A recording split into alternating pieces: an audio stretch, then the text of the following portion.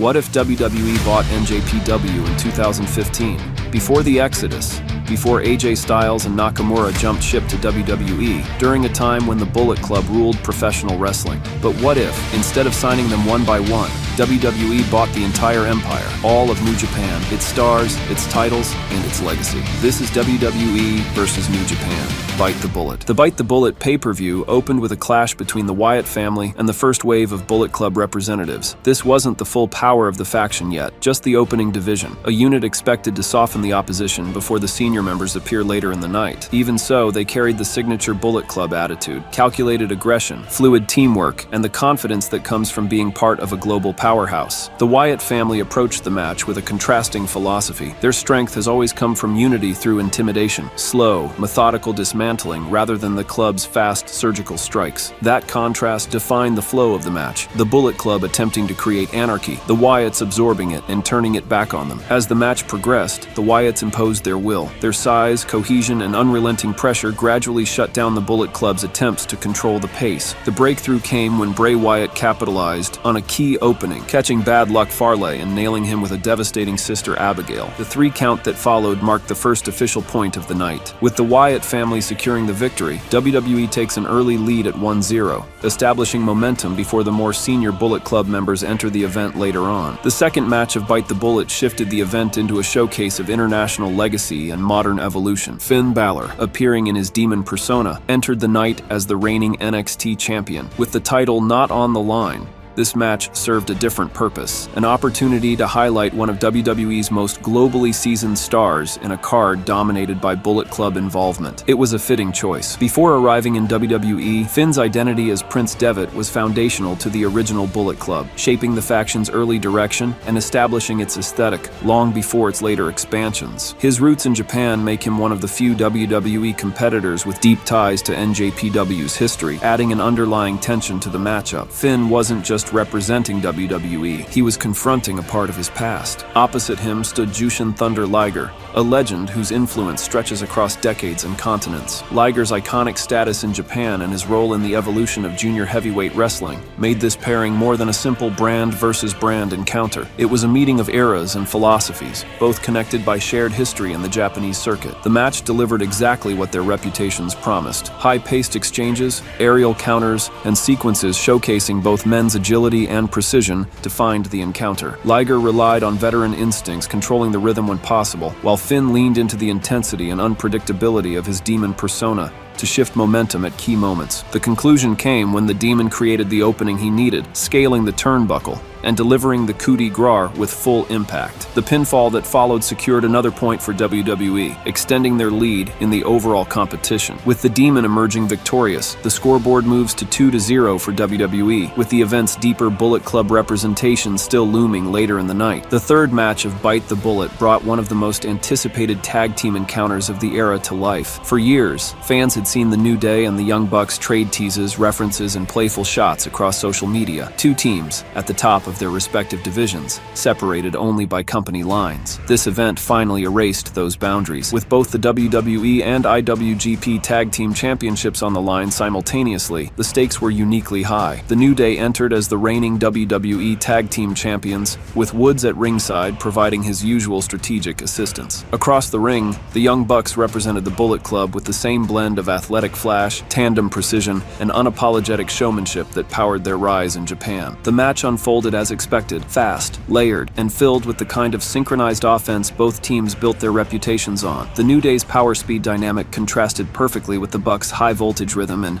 counter-heavy approach. Every shift in momentum mattered given the dual title implications. As the match reached its final stretch, external influence tilted the balance. Kenny Omega made a sudden appearance at ringside, targeting Xavier Woods to neutralize New Day's advantage. His involvement reinforced the Bullet Club's presence in the event and ensured the Bucks had a clear path to close out the match. With the ringside playing field leveled, the Young Bucks capitalized. Their final sequence left Kofi Kingston unable to recover, allowing them to secure the pinfall. The victory awarded them the WWE Tag Team Championship and delivered NJPW's first crucial point of the night. Following the Bucks' win, the scoreboard tightens to 2-1, giving NJPW momentum while placing both companies' tag team divisions under a new shared champion. The fourth match of Bite the Bullet presented one of the most naturally aligned pairings of the entire entire event, Dean Ambrose versus Katsuyori Shibata in a last man standing match. No elaborate stipulations or backstory were necessary. Both men carry reputations built on endurance, physicality, and a willingness to absorb as much punishment as they deliver. The stipulation simply amplified who they already were. Ambrose entered the match with something to prove. While his in-ring style has always leaned toward the unhinged and unpredictable, WWE's rule set often restricts the full extent of his hardcore tendencies. Bite the Bullet offered a rare chance for Ambrose to operate without those limitations, allowing him to showcase a version of himself closer to the one that defined his earliest career. Opposite him stood Shibata, a competitor known across Japan for his stiff-striking stoic presence and unwavering intensity. His offense is built around precision and impact, qualities perfectly suited for a match where simple pinfalls don't matter, and the only goal is to keep the opponent down for a count of 10. The match evolved into a test of durability and resolve. Ambrose leaned into foreign objects and erratic momentum shifts, while Shibata brought a grounded, methodical intensity that punished every reckless Ambrose decision. Neither man maintained control for long. Instead, the match became a series of collisions, each one escalating the stakes. Eventually,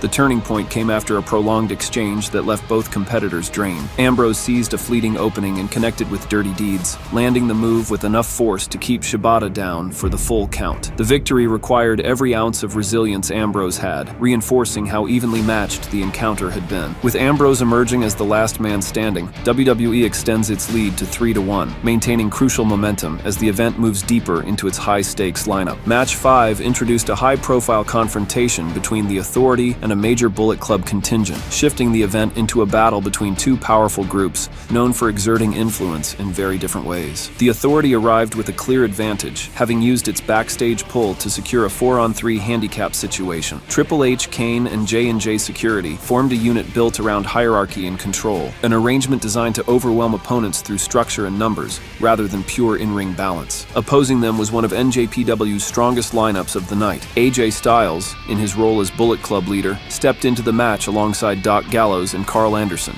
two of his most trusted allies. This trio represented the upper tier of the faction, and their appearance signaled NJPW's intent to shift momentum back in their direction. The match showcased the contrast between both sides' strengths. The Authority relied on coordinated pressure, constant tagging, and the safety net that came with having extra personnel involved. The Bullet Club countered with tighter chemistry, sharper timing, and a level of confidence earned from years competing as an elite unit across Japan and beyond. Despite the numbers disadvantage, the Bullet Club gradually found openings, wearing down the Authority and limiting their ability to dictate the pace. The turning point came when the action broke down, and the Authority's weakest link, Jamie Noble, was left exposed. AJ Styles seized the moment, executing the match-ending sequence and scoring the decisive pinfall. Against the odds, the Bullet Club secured the victory, earning NJPW a critical point and keeping the overall competition close. With Styles' win, the running tally narrows to 3-2, maintaining NJPW's push as the event moves toward its final matches. Match 6 delivered one of the night's true first-time ever attractions, Roman Reigns versus Kenny Omega. The pairing represented two very different points in their respective trajectories. Reigns was in the midst of WWE's full push to establish him as the company's next defining figure, while Omega was still on the rise in NJPW, talented, charismatic, and rapidly gaining momentum, but not yet the global centerpiece he would eventually become. This match highlighted exactly why Omega was viewed as a star on the verge of breaking out. His performance showcased a complete range of ability, speed,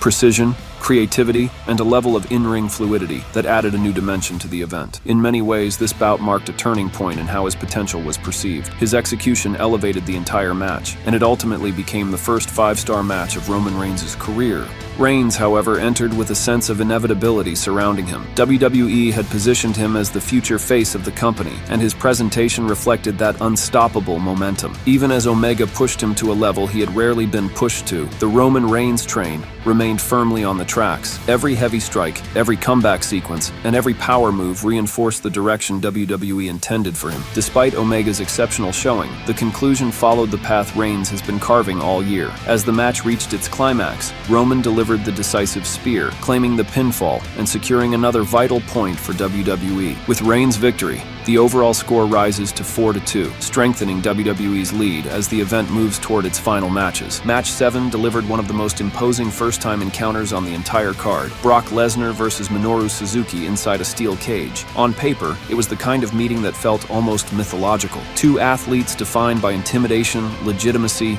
and backgrounds rooted in combat sports, finally sharing the same enclosed battleground. The steel cage added a layer of brutality to their confrontation. There was no interest in escape from either competitor. The structure wasn't treated as a route to victory, but as a boundary intended to contain what both men intended to unleash. This was a match built on pride, presence, and the aura each has cultivated across their careers. Suzuki entered with decades of earned fear behind him, one of the most respected and ruthless figures in Japanese wrestling, known for his striking, submissions, and cold, unshakable demeanor. His confidence never wavered. This was the kind of environment he thrives in, and he carried himself accordingly. Lesnar, however, matched that presence with his own brand of dominance. The Beast Incarnate's blend of raw power, explosive offense, and unmatched athleticism created a clash that felt physical from the opening moments all the way through the final exchange. Every interaction between the two reinforced how evenly matched they were in terms of grit and intensity. The match became a grueling battle rather than a technical showcase. Heavy strikes, punishing slams, and a level of intensity that reflected both men's reputations. Suzuki pushed Lesnar in ways few competitors manage, but ultimately the momentum shifted when Lesnar found the opening he needed. The F5 landed cleanly, and the resulting pinfall sealed the outcome. Brock Lesnar's victory keeps WWE's lead intact, pushing the score to 5-2, but the match left a lasting impression. Two legends sharing a cage, neither backing down, and neither ever considering an escape. Match 8 brought the event into large-scale territory with a traditional 4-on-4 elimination bout. Team WWE, Randy Orton, Sheamus, Cesaro,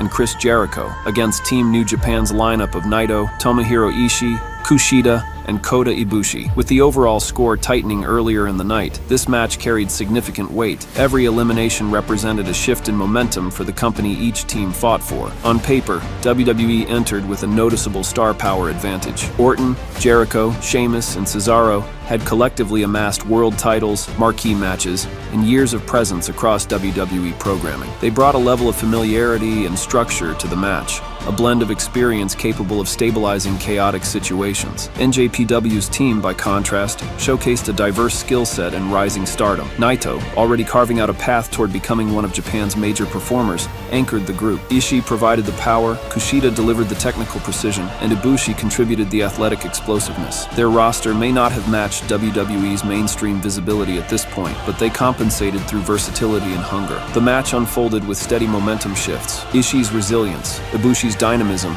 and Kushida's speed provided NJPW with early control in moments, but WWE's team structure allowed them to recover efficiently. Jericho's veteran presence, Sheamus's physicality, and Cesaro's endurance played key roles as the eliminations began stacking up. Eventually, the match was distilled down to its final pairing: Randy Orton versus Tetsuya Naito. Both carried the burden of closing for their respective brands, and the match's tension shifted into a battle of composure and execution. Naito forced Orton into several precarious situations, but Orton's experience in high-pressure environments became the deciding factor. The finish arrived with Orton striking at the perfect moment, delivering the RKO and securing the decisive pinfall. With that victory, Team WWE prevailed in the elimination match, adding another crucial point to their total as the night approached its final stages. The updated score moves to 6-2, placing WWE in a commanding position heading into the last matches of the event. Match 9 featured a global headline maker, The Undertaker versus Shinsuke Nakamura, meeting for the first time ever. The anticipation surrounding this encounter had reached far beyond typical wrestling circles. In Japan, the match was front-page news, broadcast across mainstream outlets, positioned as a clash between a worldwide legend and the country's hottest, most charismatic star. The Undertaker entered with his aura intact, but there was an underlying narrative that followed every one of his appearances since the previous year: the fact that the aura had been shaken. The end of the WrestleMania streak left a visible mark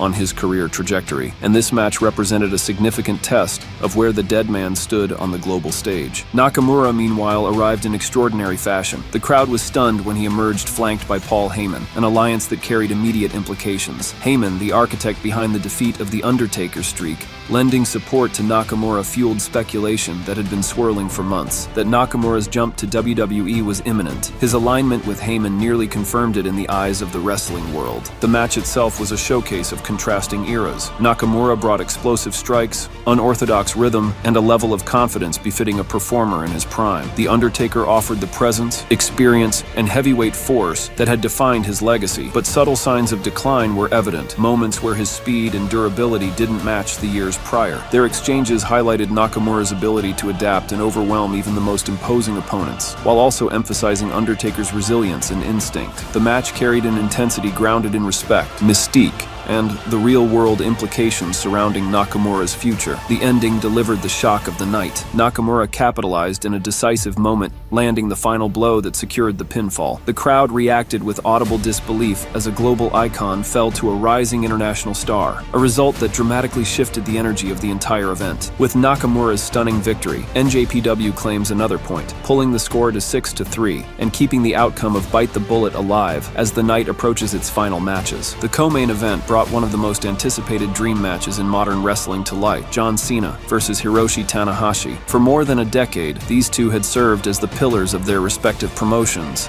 Cena as the face of WWE's global expansion, and Tanahashi as the foundational figure behind NJPW's resurgence. The match was fittingly dubbed Once in a Lifetime, a title earned not through marketing, but through genuine legacy. In Japan especially, this bout carried enormous weight. The idea of Cena and Tanahashi sharing a ring had long existed as fantasy. Two generational leaders, each symbolizing their company's identity, finally confronting one another in a cross-promotional arena. It was a spectacle built on reputation, longevity, and the parallel paths both men traveled to reach the tops of their industries. The match reflected the significance of their careers. Tanahashi delivered a performance shaped by experience, technique, and a connection to the audience that made him the heart of NJPW for years. Cena countered with the resilience and determination that defined his run as WWE's franchise player, digging deep into the arsenal that carried him through countless main event battles. Neither man gave ground easily. Tanahashi's precision and versatility pushed Cena into a more demanding contest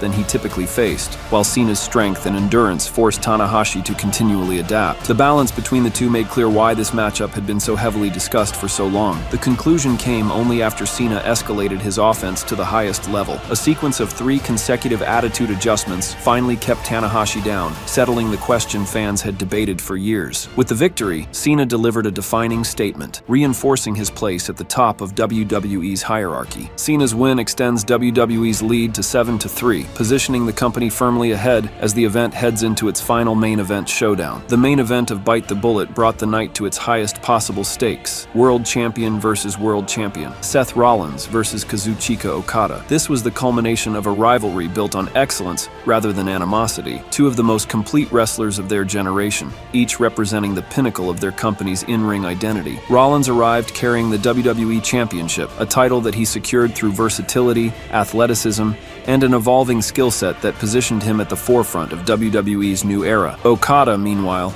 entered as the reigning IWGP Heavyweight Champion and the modern embodiment of NJPW's main event style, a performer whose consistency, poise, and big match aura had elevated him into a global standout. The match promised a showcase of pure wrestling ability, and it delivered exactly that. What unfolded was a 5-star encounter in the truest sense. Long-form storytelling, technical precision, counter-wrestling, high-impact offense, and a sense of escalation that made every moment feel significant. The two champions mirrored each other's strengths, creating a contest rooted in equality rather than dominance. Okada brought the smooth control and ring management that defined his title reign, constantly shaping the pace and forcing Rollins to adapt. Rollins countered with innovation, speed, and a refusal to stay down, attributes that made him one of the most dynamic performers in WWE. Their exchanges carried the feel of a generational clash, as though two different philosophies of main event wrestling were being tested against one another. In the closing stretch, Rollins found the breakthrough. After enduring Okada's heaviest offense and surviving the moments that normally signal the end for most challengers, he created the opening he needed. The curb stomp connected cleanly, driving Okada to the mat long enough for the decisive 3 count. With that victory, Seth Rollins not only retained his WWE Championship, he also captured the IWGP Heavyweight Championship, ending the night as the undisputed top figure in the wrestling world. As confetti fell around him and both titles rested in his hands, the message was unmistakable. Rollins stood at the absolute peak of the industry.